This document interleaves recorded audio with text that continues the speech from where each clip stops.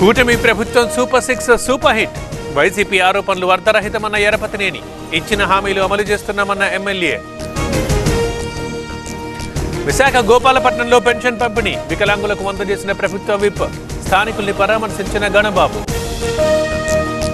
అనకాపల్లి జిల్లాలో హోంమంత్రి పర్యటన. పెనుగొల్లులో పెన్షన్లు పంపిణీ చేసిన అనిత.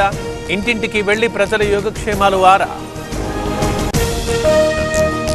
విజయనగరం జిల్లాలో చేతబడి కలకలం. ఇంటి ముందు నిమ్మకాయలు, బొమ్మతో పూజలు. భయాందోళనలో గ్రామస్తులు.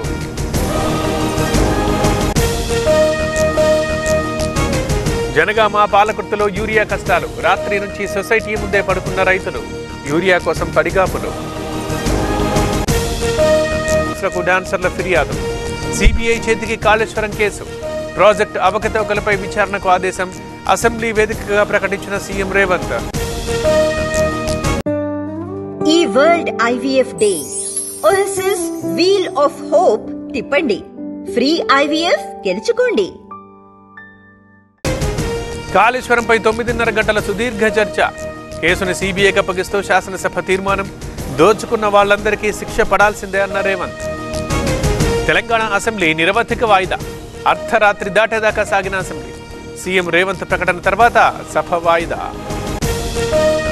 ప్రాజెక్టు పేరుతో 1,00,000 కోట్లు దోపిడీ చేశారు. డిజైన్లు మార్చారు, తప్పుదోవ పట్టించారు. తప్పు చేసి దబాయిస్తున్నారన్న భట్టి. శిక్షను తప్పించుకోవాలని చూస్తున్నారు. హరీష్ కి కోమటిరెడ్డి కౌంటర్లు. దోచుకోవడానికి డిజైన్ మార్చారన్న పొంగులేటి. కాళేశ్వరంపై హడావుడిగా చర్చ ఎందుకు? రెండు పార్టీలు విమర్శల్లో పోటీ పడుతున్నాయి. దోషుల్ని శిక్షించే ఉద్దేశం కనిపించడం లేదన్న బీజేపీ.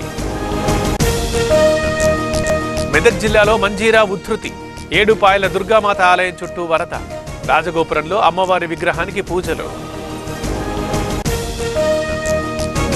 కడెం ప్రాజెక్టులోకి చేరుతోన్న వరద. 2 గేట్లెత్తి దిగువకు నీటి విడుదల. ప్రస్తుత నీటి మట్టం 700 అడుగులు. భద్రాచలం దగ్గర గోదావరి ప్రవాహం. ప్రస్తుత నీటి మట్టం 47 అడుగులు. కొనసాగుతున్న మొదటి ప్రమాద హెచ్చరిక. తిరుమలలో భక్తుల రద్దీ సాధారణం.